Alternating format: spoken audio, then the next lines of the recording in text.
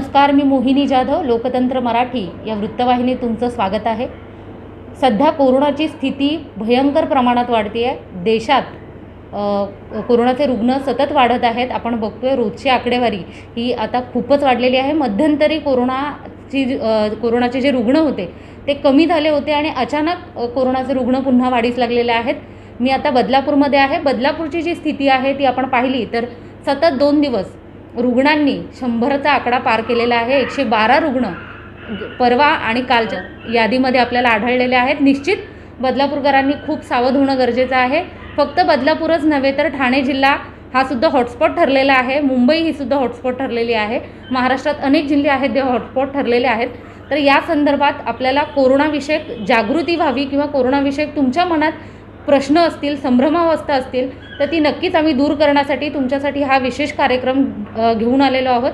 या कार्यक्रमात आपण बदलापूरचे MD डॉक्टर आहेत, डॉक्टर विनायक कुबल, स्पंदन हॉस्पिटलचे ते संस्थापक आहेत, डॉक्टर आहेत। तर त्यांच्याशी आपण चर्चा करणार आहोत। तुमच्या मनातील प्रश्नांची उत्तरं आपण त्यांच्याकडून जाणून घेणार आहोत। सर्वप्रथम आपण मी डॉक्टर तुमचं लोकतंत्र मराठी या वृत्तवाहिनीत स्वागत करते। नमस्कार। माझा पहिला प्रश्न डॉक्टर तुम्हाला असा आहे की मध्यंतरी कोरोना खूप कमी झाला होता आणि आता पुन्हा कोरोनाचे रुग्ण वाढीस लागलेले आहेत। काय वैज्ञानिक कारण असू शकते यामध्ये? सुरुवातीला जेव्हा कोरोना आला होता त्यावेळेला केसेसची जर संख्या पाहिली आणि आताची जर आपण संख्या पाहिली तर कमी संख्या असताना जर आपण बदलापूरचाच उल्लेख केला तर 20, 22, 25 केसेस पण नव्हते ज्या वेळेला आपला लॉकडाऊन लागला। आणि ज्या वेळेला लॉकडाऊन लावला नवीन व्हायरस, या व्हायरसला एक प्रकारची जी भीती ज्या पद्धतीने आपण चायनामध्ये, अमेरिकेमध्ये जे पाहिलं, मृत्यूची संख्या इटलीमध्ये पाहिली, लोक निश्चितपणे घाबरली होती आणि काही कडक निर्बंध लागले होते त्यावेळेला। त्यामुळे जास्ती करून वयस्क लोकांपासून सगळे हे घरात राहत होते। बऱ्यापैकी फिजिकल डिस्टन्सिंगचं पालन होत होतं आणि ह्या सर्व कारणामुळे जो संसर्ग असतो, जो स्प्रेड असतो तो लिमिट झाला। व्हायरस ही अशी गोष्ट आहे की त्याला जर शरीर मिळालं नाही तो वाढू शकत नाही। सो तो कॉन्टॅक्ट टू कॉन्टॅक्टच वाढत जातो आणि त्यानंतर खूप जागरूकता झाल्यामुळे आणि बंधनं घातल्यामुळे बऱ्याच प्रमाणात आपल्याला यश आलं।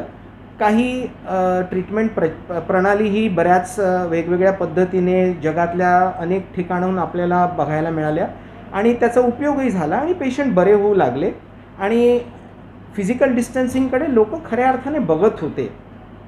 पण लॉकडाऊन काही काळ जास्ती चालणार नाही, आपण जगात सर्विसकडे पाहतोय। आणि जेव्हा डिसेंबर महिन्यामध्ये जेव्हा अमेरिकेत आणि जेव्हा दुसरी आणि तिसरी लाट सुरू झाली त्यावेळेला मला निश्चितपणे वाटत होतं की इथे जर आपण तेवढी काळजी घेतली नाही तर इथेही काही वेगळं वातावरण नाही, आपण शेवटी ह्युमन्स आहोत आणि व्हायरस जर पेनिट्रेट सोसायटीमध्ये केला तर आपल्याकडे पण निश्चितही ही लाट येणार आहे आणि त्याच पद्धतीने झालं। आज जर आपण पाहिलं तर लोकांना बऱ्याच त्या अर्थी जर आपण 3-4 महिन्यापूर्वीचा प्रवास बघितला तर अनेक लोक निश्चिंत झाले होते की करोना गेला, करोना खोटाच आहे, करोना नव्हताच मुळी, अशा प्रकारची विधानं येऊ लागली आणि लोक निश्चितपणे गाफील राहिले। आय थिंक या गाफीलपणाने आपलं फार मोठं नुकसान केलं। तो थोडा जर जागरूकपणा ठेवला असता आणि त्याच्या बॅकग्राऊंड जर आपण पाहिलं की हा आजार आपल्या रोगप्रतिकार शक्तीशी खेळणार आहे। आजही आपण पाहतोय की अनेक लोक ज्यांना आपण कोमॉर्बिड कंडिशन्स बघतो त्यांना हा त्रास जास्ती होतोय। तर त्या गोष्टींचं थोडं जर जागरूकता पाळली असती, आपण आपल्या रोगप्रतिकार शक्ती वाढवण्याच्या दृष्टीनं जर काही पावली उचलली असती तर मला वाटतं की आज असं पिक्चर आपल्याला कदाचित दिसलं नसतं। अजूनही मला वाटतं वेळ गेलेली नाही आहे। अजूनही जर आपण थोडे जागरूक जाऊन थोडंसं स्वतःहून पुढे येऊन आपल्या चाचण्या करून घेतल्या आणि आपली स्थिती काय आहे हे जाणून घेण्याची भूमिका ठेवली, न घाबरता आपण पुढे आलं पाहिजे, तर मला वाटतं निश्चितपणे आपल्याला ह्या लाटेतनं पण बऱ्याच प्रमाणात चांगल्या रीती बाहेर पडता येईल। नक्कीच डॉक्टर, तुम्ही खूप छान म्हणजे माहिती दिलेली आहे की कोरोना हा का वाढीस लागलेला आहे, कारण लोक आता गाफील राहायला लागलेले आहेत। लॉकडाऊनचे नियम पाळत असताना लोकांनी खूप काळजी घेतली होती, शिस्तीत लोक राहायला लागले होते, सोशल डिस्टन्सिंग पाळलं जात होतं। पण पुन्हा एकदा लॉकडाऊन उठल्यानंतर लोकांनी त्या सगळ्या नियमांची पायमल्ली केलेली आहे। कुठेतरी आता पुन्हा त्यामुळेच कोरोना वाढतोय। माझा दुसरा प्रश्न असा आहे, जसं तुम्ही आता सांगितले की कोमॉर्बिड कंडिशन ती नक्की काय आहे, याच्याबद्दल काय सांगाल? कोमॉर्बिड कंडिशन अशी आहे की ज्या व्यक्तींना रक्तदाब, हृदयाचा आजार, स्थूलता, डायबिटीस, कॅन्सर ह्या प्रकारची आजारपणं आहेत, ही आजारपणं म्हणजेच आपल्या रोगप्रतिकार शक्तीवरचा हल्ला. आणि इथे आपली जी रोगप्रतिकार शक्ती ढासळलेली आहे तिथे कोरोनाला थैमान घालणं आणि चुकीच्या डायरेक्शनने फायरिंग होणं आपल्या रोगप्रतिकार शक्तीचं, त्यामुळे त्रास होतो आहे. सो कोरोना आतमध्ये गेल्यानंतर तो समजा 10% त्रास देत असेल तर जो उद्रेक आपली रोगप्रतिकार शक्ती माजवते आहे ती आपल्याला स्वतःला जास्ती त्रास देते. त्याला आपण ऑटो इम्युनिटी म्हणतो. ही आपलीच रोगप्रतिकार शक्ती जे आपले रक्षण करण्यासाठी दिलेली आहे तीच आपल्या विरोधात काम करते आणि आपल्यालाच त्रास देते. आणि कोरोनाचं जरी आपण आताचं सिच्युएशन सोडलं तरीसुद्धा आपण जर सायन्स जर्नल्स पाहिली तर गेल्या 10-15 वर्षामध्ये ऑटो इम्यून आजार प्रचंड प्रमाणात वाढली आहेत आणि आपल्या समाजामध्ये ह्याची माहिती नाही आहे, याचा अवेअरनेस नाही आहे. आणि ही ऑटो इम्युनिटी वाढल्या कारणाने कोरोना जास्ती आपल्याला त्रास देतो आहे. आता मगाशी जसं तुम्ही म्हणालात की सोशल डिस्टन्सिंग, आपण आपलं आणि सिंगापूरचं उदाहरण घेऊया. माझा मुलगा सिंगापूरमध्ये असतो.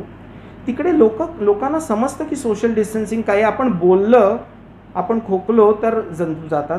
तिथे निर्बंध एवढे कडक आहेत आणि फाईन्स एवढे स्ट्रिक्ट आहेत की जर तुम्ही तिकडे सगळे व्यवहार रोज चालतात. आपण जर ट्रेनमधनं जातो आहोत, फोन घ्यायला पण परमिशन नाही आहे, बोलायचं नाही आहे. सो तोंड जर तुम्ही उघडलं नाहीत, मास्क लावून प्रवास केला तर किती गर्दी का होईना कोरोनाने कोणाला काही होणार नाही आहे. पण आपल्याकडे ती सवयच नाही आहे. आपल्याला ही सवय लावून घ्यायला लागणार आहे. शिस्त म्हणजे काय, आय थिंक कोरोनाकडनं आपल्याला शिकायला पाहिजे. अख्खं जग आपल्याकडे बेशिस्त देश म्हणून पाहतो. आपण त्यातून काहीतरी धडा घेतला पाहिजे आणि जर शिस्त आपण अवलंबली, थोडं डिसिप्लिन राहिलो तर नक्की आपण ह्याच्याबद्दल विजय घेऊ शकू. सर, आता म्हटलं जातं आहे की नवीन स्ट्रेन, कोरोनाचा नवीन स्ट्रेन हा आता सुरू झालेला आहे आणि तो आता भारतात सुद्धा आलेला आहे आणि भारतात नव्या स्ट्रेनचे बरेचसे रुग्ण आढळत आहेत. नक्की हा नवा स्ट्रेन काय आहे आणि त्याची लक्षणं आधीच्या स्ट्रेनपेक्षा काही वेगळी आहेत का? बघा, स्ट्रेन प्रत्येक व्हायरसचे सारखा. व्हायरस हा म्युटेटिंग गोष्ट आहे. म्हणजे तो स्वतःला बदलतो. तो स्वतःला ह्यासाठी बदलतो की त्यालाही जगण्याचा अधिकार दिलेला आहे परमेश्वराने. आणि ही जी लिव्हिंग गोष्ट आहे तिला जर ह्या पृथ्वीतलावर जगायचं असेल तर तिला स्वतःचं रूप हे बदलावं लागतं. त्याचं जेनेटिक कोडिंग बदलावं लागतं. कारण तेच जर तो घेऊन बसला तर त्याला लगेच काबीज करता येणार आहे. म्हणून ऑलमोस्ट सर्वच व्हायरस हे म्युटेट होत असतात, बदलत असतात. त्यामुळे स्ट्रेन नवीन आली म्हणून फारसं काही घाबरण्याचं कारण नाही आहे. प्रत्येक स्ट्रेन काही घातक नसते. मे बी थोडंसं ती फास्ट स्प्रेड होऊ शकते. कारण शेवटी काय आहे की त्या व्हायरसला स्वतःला वाढवायचं आहे, स्वतःला डेड एंडला जायचं नाही आहे. त्यामुळे इन जनरली असं पाहण्यात येतं की जरी म्युटेशन झालं, जरी वेगळी स्ट्रेन आली आणि जरी पसरत फार फास्ट असली, ह्याचा अर्थ असा नाही आहे की तो खूप घातक राहतो आहे. मूळचा आजार जवळपास तसाच राहतो आहे. मे बी चिन्ह थोडीशी वेगळी येतील. जसं ह्या वेळेला अंग दुखणं, जुलाब होणं, पाठ दुखणं, खूप थकवा येणं, ही सिम्पटम्स आहेत. आणि ही सिम्पटम्स आपण दुर्लक्ष करतो कारण आपण फक्त फुफ्फुसावर लक्ष केंद्रित केलं आहे की आपल्याला खोकला आहे का, आपल्याला सर्दी आहे का, आपल्याला ताप आहे का. पण आताच्या या काळात असं पाहिलं जातं आहे की एखाद दिवशी ताप येतो आहे, तो ताप गेल्यानंतर मे बी आपल्याला जुलाब येत आहेत, नंतर प्रचंड थकवा येतो. काही लोक त्या थकव्यातनं आपोआप बाहेर येत आहेत, त्यांची रोगप्रतिकारशक्ती ओके आहे. आणि काही लोक डिट्युरेट होत जातात, म्हणजे त्यांची तब्येत बिघडत जाते आणि त्यांना अनेक ऑर्गन्स, अनेक त्यांचे अवयव जे आहेत ते इन्व्हॉल्व्ह होत राहतात. त्याच्यामुळे स्ट्रेन तर बदलणारच आहे आणि ती फार वेगाने बदलत राहते. सो ती प्रत्येक व्हायरसबद्दल होते. सो स्ट्रेन बदलली म्हणून घाबरण्याचं काही कारण नाही आहे. ती रोजच्याला बदलतच राहणार आहे, ती काही कॉन्स्टंट राहणार नाही आहे. त्यामुळे जी वॅक्सिन्स येतील त्यातही आता बदल करून त्या पद्धतीने वॅक्सिनमध्ये चेंज करता येतो. पण वॅक्सिन किती काम करेल, किती नाही काम करेल ह्याचं उत्तर फार पुढे आहे. वॅक्सिन आत्ताच सुरू झालेली आहे पण वॅक्सिनचा डेटा मिळायला आपल्याला बराच वेळ लागतो. पण सध्याच्या स्थितीमध्ये मला वाटतं लोकांनी जागरूक राहावं, आपल्या तक्रारी डॉक्टरांपुढे मांडाव्यात, आपल्या रक्तचाचण्या करून घ्याव्यात. कारण स्ट्रेन जरी काही असली तरी रक्तचाचण्यांवरनं लगेच समजतं की हे कोरोनासारखं आजारपण आहे का. आणि ह्या आजाराच्या ट्रीटमेंटचा गमक ह्यातच आहे की पेशंटने लवकर समोर यावं, ट्रीटमेंट घ्यावी, तर कॉम्प्लिकेशन्स आपण टाळू शकतो. कुठेतरी आपण बघतोय, कारण जगभरातली जर कोरोनाची स्थिती पाहिली तर जगभरात इतर जे देश आहेत त्या ठिकाणी कोरोनाने हाहाकार माजवलेला आहे. त्या ठिकाणी बरेच रुग्ण हे मृत पावतात आणि मृत्यूचं प्रमाण हे भारतापेक्षा इतर देशांमध्ये जास्त आहे, जे भारतात कमी आहे. तर त्या दृष्टिकोनातून कुठेतरी लोक गाफील राहतात का, की कोरोनाने काहीही होत नाही, आपण बरे होतो, हा जो एकंदरीत लोकांच्या मनात जो झालेला आहे समज, त्याच्यावर काय सांगाल तुम्ही? आणि नक्की बाहेरच्या देशात अशी सिच्युएशन? बरोबर आहे, बाहेरच्या देशातली सिच्युएशन आपल्या देशातली सिच्युएशन वेगळी आहे. एक साधं उदाहरण दिलं की जर इंग्लंडवरनं आज एक माणूस आला आहे आणि त्याने आपल्या बदलापूरच्या पाणीपुरीवाल्याकडे जर पाणीपुरी खाल्ली तर त्याला 4 दिवस जुलाब होतील, कारण त्याची रोगप्रतिकारशक्तीला हे व्हायरसेस जे आपण रोजच्याला खातो पितो, आपण घाणीत राहतो, सो लहानपणापासून आपण घाण खूप झेलली आहे. त्यामुळे समहाव आपल्याला पाश्चात्य देशांपेक्षा आपली रोगप्रतिकारशक्ती थोडी बरी असं म्हणावं लागेल. त्यामुळं आपला मृत्यूचा दर कमी आहे, कारण आपली रोगप्रतिकारशक्ती, आपण करोना व्हायरसशीच खेळत खेळत पुढे आलो आहे. हा करोना व्हायरसचा मावस चुलत मामेभाऊ आहे. त्यामुळे कुठं ना कुठेतरी आपल्या आयुष्यात आपण करोना व्हायरसची गाठभेट घेतलेली आहे. हे एक कारण असू शकतं की आपण त्या तुलनेमध्ये बरे आहोत. दुसरी गोष्ट म्हणजे आपल्याकडची जी हेल्थकेअर सिस्टीम आहे ती ॲक्सेसेबल आहे, हे विसरून चालणार नाही. आज आपल्याकडे जनरल प्रॅक्टिशनरपासून हॉस्पिटलमध्ये जाण्यासाठी वाट बघावी लागत नाही. पाश्चात्य देशांमध्ये ती सोय नाही आहे. त्यांच्या नॅशनल हेल्थ स्कीम्स अशा आहेत की त्यांना एका चॅनल थ्रू जायला लागतं. आज मला बरं नाही, मी लगेच जाऊन येऊ शकत नाही. सो इमर्जन्सी सिच्युएशन झाल्याशिवाय तिथे पेशंट हॉस्पिटलमध्ये पोचत नाही. सो कुठेतरी हा आपल्याला एक ॲडव्हान्टेज आहे. आणि इनफॅक्ट हा ॲडव्हान्टेज असूनसुद्धा आपण तो ॲडव्हान्टेज घेत नाही, ह्याचं मला दुःख वाटतं की आज आपल्याला डॉक्टर ॲक्सेसेबल असतो, आपल्या बाजूलाही डॉक्टर असतो, आपण जाऊन थोडीशी चौकशी करणं, थोडीशी जागरूकता घेणं हे आपल्याला इझिली ॲक्सेसेबल आहे. जे अमेरिकेतल्या माणसाला नाही आहे, तो प्रायव्हेट डॉक्टरकडे जायचा विचारही करू शकणार नाही आहे. तिकडे $700-800 प्रायव्हेट डॉक्टरची फी आहे. त्याच्यामुळे त्याला सरकारी त्याच्या इन्शुरन्सच्या यंत्रणेतूनच जावं लागतं आणि त्यामुळे तो नंबर लावतो आणि 999 हा नंबर फक्त इमर्जन्सीसाठी आहे. त्यामुळं समहाव तिथे फार लेट पेशंट जातो. जे काय मी सेमिनार्स अटेंड केलेत, वेबिनार्स अटेंड केलेत आणि माझ्या अमेरिकेच्या कलिगशी किंवा युरोपच्या कलिगशी मी जे बोलतो आहे, ही कारणं आहेत की पेशंट तिथे लेट पोहोचतो आहे, कारण त्यांची हेल्थ सिस्टम तशी आहे. इनफॅक्ट आपली मी म्हणेन बरी आहे, आपली ॲक्सेसिबिलिटी बरी आहे. आपल्या गल्ल्या बोळात सगळीकडे डॉक्टर्स आहेत. आपण त्याचा फायदा घेतला पाहिजे. आपण स्वतः ट्रीटमेंट न घेता आपण थोडीशी जागरूकता केली पाहिजे, आपण स्वतःहून गेलं पाहिजे. आय थिंक ते जर केलं तर आपण जास्ती चांगल्या रीतीने परत ह्या लाटेतून बाहेर येऊन, याबद्दल काही वादविवाद नाही आहे. प्लस आपल्याकडे पाश्चात्य ट्रीटमेंटच्या शिवाय आयुर्वेदिक ट्रीटमेंट प्रणाली आहे, होमिओपॅथी ट्रीटमेंट प्रणाली आहे, युनानी ट्रीटमेंट प्रणाली आहे. बऱ्याचशा गोष्टींचा जर वापर केलं आपण ज्याला आपण होलिस्टिक अप्रोच म्हणतो, असं नाही की फक्त ॲलोपॅथीच औषध काम करतं, नाही. आयुर्वेदिक औषध पण चांगलं आहे, होमिओपॅथी औषध पण चांगलं आहे, युनानी औषध पण चांगलं आहे. जर योग्य औषध योग्य पेशंटला मिळालं तर निश्चितच पेशंट बरा होणार आहे. सो या सगळ्या गोष्टींचा फायदा आपल्या लोकांनी घेतला पाहिजे. ते लोक अजूनही घेत नाही आहेत. अजूनही लोक हेच बोलत आहेत की एक पेशंट आला का 1.5 लाख रुपये मिळतात. अजूनही मला अजूनही कळत नाही की त्याच अवस्थेमध्ये अजून लोक आहेत ज्याला आपण नकारात्मक डिफेन्सिव्ह टॅक्टिक्स म्हणतो, पण त्यात आपलं नुकसान ते करत आहेत. डॉक्टर, आता आपल्या म्हणजे देशामध्ये वॅक्सिन आलेल्या आहेत, तर त्याच्यामध्ये कोवॅक्सिन आणि कोविशिल्ड या 2 वॅक्सिन आपल्या देशात आलेल्या आहेत. नक्की यातला फरक काय आहे? ओके, कोवॅक्सिन हे पूर्णतः भारतीय बनावटीचं वॅक्सिन आहे आणि ते लाईव्ह ॲटेन्युएटेड वॅक्सिन आहे. ह्याचा अर्थ लाईव्ह ॲटेन्युएटेड म्हणजे त्यामध्ये व्हायरस अख्खा आहे, फक्त त्याची जी पॉवर असते, स्ट्रेंथ ज्याला आपण व्हिरुलन्स म्हणतो, ती कमी केलेली असते. आणि हे वॅक्सिन पूर्ण व्हायरस आपल्या शरीरात इंजेक्ट जेव्हा होतो तेव्हा एक लोकलाइज्ड डिझीज होतो आणि त्याला आपली रोगप्रतिकारशक्ती शिकते की ह्याला हँडल कसं करायचं. आणि जेव्हा खरोखर आपल्यामध्ये व्हायरस येतो त्यामुळं त्याला टॅकल करण्यासाठी आपण थोडेसे सज्ज राहतो. हे जसं एखादं कोचिंग क्लासमध्ये एक्झामच्या अगोदर जेव्हा आपण चांगलं कोचिंग घेतो, आपण चांगला पेपर सॉल्व करू शकतो, तशाच प्रकारचं आहे. सो कोवॅक्सिन हे लाईव्ह ॲटेन्युएटेड वॅक्सिन आहे. कोविशिल्ड हे स्पाईक प्रोटीनने बनवलेलं वॅक्सिन आहे. म्हणजे जर आपण आता रोज टी व्हीवर तो कोरोना पाहतो आणि त्याला असे त्याचे स्पाईक्स पाहतो, ह्या स्पाईक प्रोटीनच्या वरचं वॅक्सिन म्हणजे कोविशिल्ड. हा दोघातला बेसिक फरक आहे. कोविशिल्डमध्ये अख्खा व्हायरस नाही आहे, कोवॅक्सिनमध्ये फुल व्हायरस आहे. आता त्याचा फायदा आणि तोटा हा वेळच सांगणार आहे. कुठलं चांगलं आणि कुठलं वाईट हे सांगण्यासाठी मी त्याचा तज्ज्ञ नाही आहे, पण सध्या तरी आपल्या देशामध्ये ही 2च वॅक्सिन्स आहेत आणि अनेक वॅक्सिन्स पाईपलाईनमध्ये आहेत. पण प्रश्न हा आहे की एपिडेमिकमध्ये वॅक्सिन किती काम करेल ह्यावर मोठं प्रश्नचिन्ह बऱ्याच लोकांनी हा प्रश्न विचारला आहे की आतापर्यंत जी वॅक्सिन्स आहेत ती आपण एखादा आजार होऊ नये म्हणून घेतो आणि तेव्हा त्याची समाजामध्ये एवढी ह्या आजाराची गणना नसते. जसं आपण पोलिओ वॅक्सिन म्हटलं, हेपॅटायटिस वॅक्सिनमधलं कुठलंही वॅक्सिन म्हटलं, सगळीकडे पोलिओ चालला आहे आणि आपण वॅक्सिन घेतो आहे असं नाही आहे चित्र. इथे फर्स्ट टाईम वॅक्सिनही आलेलं आहे आणि आजारही तितकाच आलेला आहे. डायरेक्ट आजार म्हणजे डायरेक्ट जंतू जेव्हा म्हणजे हा माझाही प्रश्न आहे आणि त्याचं उत्तर अजूनही आम्हीही शोधतो आहे की डायरेक्ट जर व्हायरस माझ्या शरीरात आला तर माझी रोगप्रतिकारशक्ती एका वेगळ्या पद्धतीने अभ्यास करून त्याच्याविरुद्ध अँटीबॉडीज करून आपण एक कॉपी तयार करून की पुढचा व्हायरस आला तर मी कशी, हे एक प्रकारचं शिक्षण आहे.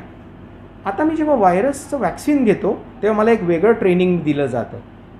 आता हे दोन्ही गोष्टी कन्फ्युजिंग असूही शकतात, त्याचं उत्तरही आपल्याला नंतर मिळणार आहे. सो नॅचरली आल्यानंतर समजा आत्ता मी आज वॅक्सिन घेतलं आणि 2 दिवसांनी मी इन्फेक्ट झालो. आपल्याला हे माहिती आहे की वॅक्सिनचा दोन्ही वॅक्सिन शॉट्स घेतल्यानंतर आपल्याला जो काही 60-70% इम्युनिटी मिळणार आहे ती साधारण 2-2.5 महिन्यानंतर मिळणार आहे. पण जर मी आज वॅक्सिन घेतलं आणि उद्या माझ्या नाकामध्ये व्हायरस शिरला तर काय होणार आहे, कारण 2 ठिकाणून माझ्या इम्युन सिस्टमला स्टिम्युलस मिळणार आहे.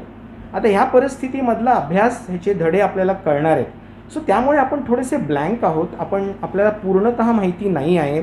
सो त्याच्यामुळे नुसतं वॅक्सिनवर आपण सध्या तरी अवलंबून नाही राहू शकत. आपल्याला कोमॉर्बिडिटीमध्ये वॅक्सिन कदाचित त्रासही देऊ शकतं. सो वॅक्सिन घ्यायच्या अगोदर साधारणपणे आपल्यामध्ये अँटीबॉडीज आहेत की नाही, आपली रोगप्रतिकारशक्ती कशी आहे, आपण ॲलर्जिक आहोत की नाही, आपण इन्फ्लेम्ड आहोत की नाही, हे पाहून वॅक्सिन घेणं मला वाटतं जास्ती चांगलं राहील. तर आपण वॅक्सिनमुळे होणारे दुष्परिणाम जर काही होणार असतील ते टाळू शकतो. मध्यंतरीच्या काळात असं आलं होतं की कोविशिल्डमुळे रक्तामध्ये गुठळ्या होतात, अजून त्याचा निकाल बाहेर लागायचा आहे, पण काही केस रिपोर्ट्स आहेत. आपण जर परत आपण जागरूकतेकडेच वळू की आपण थोडंसं प्रॉपर प्री वॅक्सिन टेस्टिंग करून घेतलं आणि वॅक्सिन घेतलं तर मला वाटतं ह्या सगळ्यातनं आपल्याला चांगले परिणाम मिळतील, रादर दॅन ब्लाइंडली आपण काही गोष्टी करणं. जसं तुम्ही म्हणालात की प्री वॅक्सिन टेस्ट करून घेतली पाहिजे प्रत्येकाने, त्यानंतर वॅक्सिन घेतल्यानंतरचे जे परिणाम असतील, साईड इफेक्ट असतील ते रोखता येतील शरीरातले. तर ती जी प्री वॅक्सिन टेस्ट असते ती कुठे करता येईल आणि कशा प्रकारची टेस्ट असते? प्री वॅक्सिन टेस्ट ह्याचा अर्थ असा आहे की मी काय पाहणार आहे की पेशंटची CRP लेवल काय आहे वॅक्सिन घ्यायच्या अगोदर. जसं मी म्हटलं की प्री मॉर्बिड कंडिशन्स आहेत, सो डायबिटीस आहे, हार्ट डिसीज आहे, इथे सुद्धा CRP वाढलेला आहे. आणि हा CRP वाढलेला असताना समजा आपण हाय CRPच्या एखाद्या पेशंटला वॅक्सिन दिलं तर कदाचित त्या पेशंटला त्रास होऊ शकेल.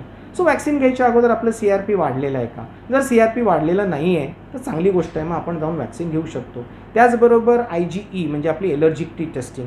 आता संशोधन सांगतं की ज्यांना हाय IgE लेवल्स आहेत त्यांना कदाचित वॅक्सिनने त्रास होऊ शकेल. सो आपण आपला IgE नॉर्मल आहे की नाही, आपलं साधं व्हिटॅमिन D चांगलं आहे की नाही, कारण वॅक्सिनचा चांगला असर येण्यासाठी आपली व्हिटॅमिन Dची मात्रा चांगली पाहिजे. आणि प्लस आपल्याला ऑलरेडी होऊन गेला आहे की नाही, अँटीबॉडीज आपल्याकडे आहेत की नाही. आय थिंक ह्या टेस्ट कुठलीही लॅब करते, प्रत्येक हॉस्पिटलमध्ये किंवा कुठल्याही लॅबमध्ये जाऊन आपण ह्या टेस्ट करू शकतो. त्यापेक्षाही जास्ती आपल्याला थोडीशी ज्याला आपण म्हणतो की प्रोफिलॅक्टिकली काही औषधं आता सायंटिफिकली पुढे आलेली आहेत, जी औषधं जर आपण घेतली तर आपल्याला जरी व्हायरस आपल्या शरीरात गेला तर सिव्हिअर आजार होणार नाही. सो आयव्हरमेक्टिन हे इझिली अवेलेबल स्केबिसचं खरुजेचं औषध आहे, त्याच्यावर अनेक चाचण्या चाललेल्या आहेत, अनेक ठिकाणी त्याचा वापर होतो आहे. मीही माझ्या अनेक पेशंट्सना वापरून पाहिलं आहेत आणि बऱ्याच चांगले रिझल्ट्स त्याच्यामध्ये आहे. ही गोळी महागही नाही आहे, ओव्हर द काउंटर मिळते.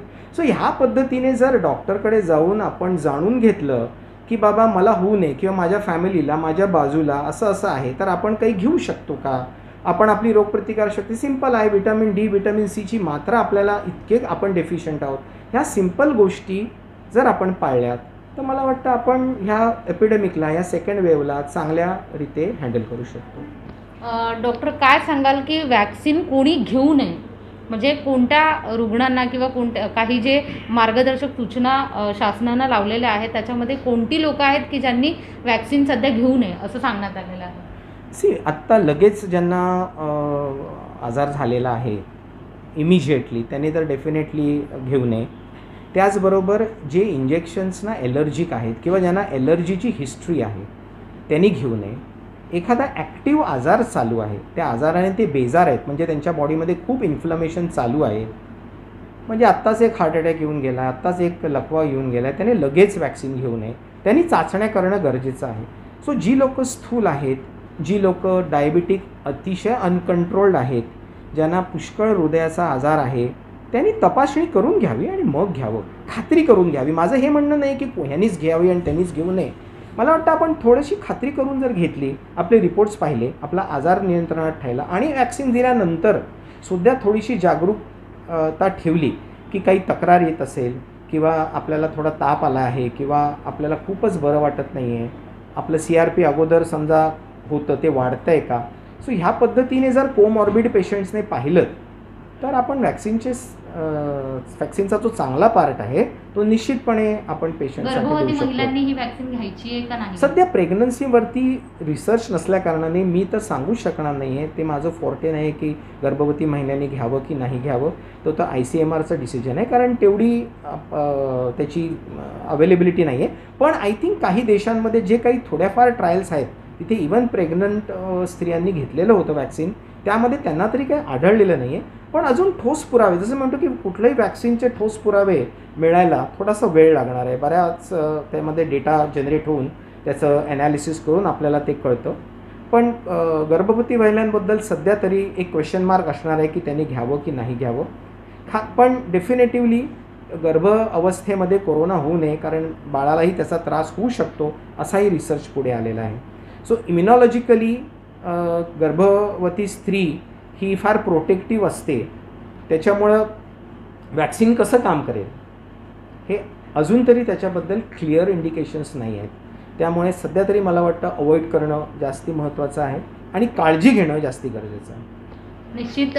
डॉक्टर, माझा शेवटचा प्रश्न तुम्हाला हा आहे, कारण मी जेव्हा पहिल्यांदा जेव्हा कोरोना सुरू झाला, भारतात आला, त्यावेळेला मे महिना किंवा जूनच्या दरम्यान बदलापूरमध्ये खूपच पेशंट्स वाढले होते आणि त्यावेळेला तुम्ही आणि मॅडम तितिक्षा गुगल आपण दोघांनीही कोविड सेंटरला सोनिवलीच्या भेट दिली होती आणि त्यावेळेला तुम्ही तिथल्या सगळ्या रुग्णांचं मनोबल वाढवण्यासाठी, त्यांचं मानसिक खच्चीकरण होऊ नये या रोगातून, तर त्यासाठी तुम्ही त्यांना जे समुपदेशन केलं होतं ते नक्की आत्ता सध्या पण गरजेचं आहे. तर तुम्ही प्रेक्षकांना काय सांगाल की कशाप्रकारे त्यांनी त्यांचं मानसिक मनोबल वाढवलं पाहिजे? मला वाटतं की मानसिक मनोबल नीट ठेवणं अतिशय गरजेचं आहे आणि झोप नीट घेणं हे इम्युन सिस्टमसाठी फार महत्त्वाचं आहे. त्याच्यामुळे स्ट्रेस आपली इम्युन सिस्टम मोडते आणि बऱ्याचदा आपण पाहतो की जरी कळलं, आता जर मी गेल्या 2 आठवड्यातला तुम्हाला माझा अनुभव सांगितला, तर पेशंट तापाने आला आहे आणि समजा मी 10 पेशंटपैकी 4 सांगितलं की बाबा हे कोविड सारखं वाटतं आहे, आपण पुढचे रिपोर्ट्स करावेत, एवढं जरी मी सांगितलं तरी ते येतच नाहीत, पळून जात आहेत. म्हणजे ही स्थिती आहे. आता जर असे पेशंट वागायला लागले तर माझं नुकसान नाही आहे, त्यांचं खूप नुकसान आहे. सो माझं असंच म्हणणं आहे की तुम्ही जेव्हा डॉक्टरकडे जाता त्याला एक 100 प्रश्न विचारा, खात्री करा, पण डिसिजन्स घेताना थोडासा सायन्सचा विचार करा आणि ह्या पद्धतीने जर आपण वागलो, पॉझिटिव्ह राहिलो, खात्री करून घ्या ना. आपण जेव्हा गाफील राहतो की नाही डॉक्टर काय सांगतो आहे, करोना कसा असू शकेल, सो काय गरज आहे आता उगाचच डॉक्टर मला टेस्ट करायला सांगणार, उगाचच डॉक्टर मला स्कॅन करायला सांगणार, अशी स्थिती नाही आहे. कुठल्याच डॉक्टरला एवढी गरज नाही पडली की आताच्या अशा स्थितीमध्ये. पण जर स्थिती अशी आहे तर निश्चितपणे आपल्याला खात्री करून घ्यायची आहे. टेस्ट करणं म्हणजे काही मोठं नुकसान होत नाही आहे आणि बऱ्याचदा टेस्टवरनं एक आयडिया येते की आपलं शरीर कुठल्या दिशेने चाललं आहे, आपल्याला किती नुकसान झालं आहे आणि पुढे होणारं नुकसान जर आपल्याला थांबवायचं असेल तर त्याचा आढावा घेणं हे टेस्टशिवाय होऊ शकत नाही. सो बऱ्याचदा पेशंट हाच आग्रह धरतो की नाही डॉक्टर तुम्ही 4 दिवसाच्या गोळ्यात लिहून द्या, आत्ता टेस्ट करू नका. माझी हीच लोकांना विनंती राहील की ह्या स्थितीमध्ये असं वागू नका, टेस्ट करून घ्या, ॲटलीस्ट CRP लेवल बघून घ्या. सिंपल गोष्ट आहे, CRP जर वाढला आहे निश्चितपणे कोरोना असण्याचे चान्सेस हाय आहेत सध्याच्या ह्याच्यामध्ये. सो जर CRP वाढला आहे तर निश्चितपणे आपण पुढे येऊन जर ट्रीटमेंट केली आणि आपला आजार वाढवल्यानंतर ॲडमिट व्हायची पाळी जर नाही येऊ दिली, आय थिंक हाच पॉझिटिव्हपणा आपल्यामध्ये हवा आहे. लवकर पेशंट आला पाहिजे, लवकर पेशंटने ट्रीटमेंट घेतली पाहिजे. तर आज जी गत आहे, हॉस्पिटलमध्ये बेड नाही आहे किंवा आजार वाढल्यानंतर जी धावपळ सुरू होते आहे, आज पेशंटला ट्रीटमेंट देत असताना सुद्धा मी माझं हॉस्पिटल कोविड नसल्या कारणाने मी कोविड पॉझिटिव्ह पेशंटला इथे ॲडमिटच करू शकत नाही. सो पेशंटला दर भटकावं लागतं. मग ती वेळच जर आपण येऊ दिली नाही, आपण जर ताप आला आहे, आताच्या स्थितीमध्ये ताप, अंगदुखी, पाठदुखी, अचंड थकवा, जुलाब, सर्दी खोकला ह्या लक्षणांकडे दुर्लक्ष न करता पॉझिटिव्हली पुढे येणं गरजेचं आहे. हा व्हायरल आजार आहे आणि हा जर नीट हँडल केला तर निश्चित बरा होणार आहे. कोरोना झाली म्हणजे काळ्या दगडावरची मृत्यूची रेघ नाही आहे. उशीर केला तर तो धोका आपल्याला पत्करावा लागतो. मला वाटतं ते जरी लोकांनी घेतलं तर. प्लस मी तुम्हालाही एक हे सांगेन की एक ओपन फोरम मी आठवड्यातून अर्धा एक तास देऊ शकतो. जर तुम्ही व्हिडिओच्या माध्यमातून आपण एक ओपन फोरम केला म्हणजे लोकांना डायरेक्ट प्रश्न विचारू दे. आय थिंक ते पुढचे 1-2 महिने फार इसेन्शियल आहे. कारण मलाही समजतं आहे की पेशंटला प्रत्येकाला येऊन भेटणं, डॉक्टरची फी देणं कधी कधी नाही जमत, आर्थिक अडचणीत लोक असतात. तर ओपन फोरमने आपण हा आजार जसं बऱ्याच प्रमाणात म्हणजे बरेचसे इक्वल सिमिलर क्वेश्चन्स असतात ते आपण ओपन फोरममध्ये जर घेता आले तर मला वाटतं एक चांगला आपण एक बदलापूरमध्ये करू शकतो, जिथे करोनाबद्दलचे प्रश्नवारी, सिम्पटम्स काय आहे काय नाही आहे. आय थिंक हे एक माझी तुम्हालाच विनंती आहे की तुम्ही हे सुरू करावं. मी माझा वेळ निश्चितपणे देईन, पण माझी हीच इच्छा आहे की आपल्या बदलापूर गावामध्ये आपण एक आदर्श करून करोना सगळ्यात लवकर कमी करायचं श्रेय आपल्या नगरपालिकेला मिळालं पाहिजे असंच मला वाटतं आणि त्यामध्ये सगळ्यांचा सहभाग अपेक्षित आहे. सो मला वाटतं हे जर आपल्याला करता आलं तर आपण डेफिनेटली करूया. धन्यवाद डॉक्टर, तुम्ही आमच्याशी चर्चा केल्याबद्दल. आणि निश्चित तुम्ही जो आता आमच्यासमोर जो एक म्हणजे काय आपल्याला करता येईल या संदर्भात, त्यासाठी जी तुम्ही आम्हाला सूचना केलेली आहे त्या संदर्भात आम्ही नक्कीच चांगला विचार करू. मी सगळ्या प्रेक्षकांना सांगू इच्छिते की आपल्या मनातल्या बरेचसे अशी जी संभ्रमावस्था होती, जी बरेचसे प्रश्न होते कोरोना संदर्भातले, त्या सगळ्या प्रश्नांचं निरसन डॉक्टरांनी केलेलं आहे. निश्चित याहीपेक्षा काही अधिक तुम्हाला माहिती हवी असेल, या संदर्भात काही तुमचे प्रश्न असतील तर नक्की विचारा. डॉक्टर त्या प्रश्नाचं निरसन आमच्या माध्यमातून तुमच्यासाठी करतीलच. आणि पुन्हा एकदा सांगते की गाफील राहू नका, काळजी घ्या स्वतःची, स्वतःच्या कुटुंबाची. आणि कोरोनावर लवकरात लवकर आपण मात करूया. आणि इतर बातम्या पाहण्यासाठी लोकतंत्र मराठी या वाहिनीला सबस्क्राईब करा आणि आमच्या लोकतंत्र मराठी या फेसबुक पेजला लाईक आणि शेअर करायला विसरू नका. धन्यवाद.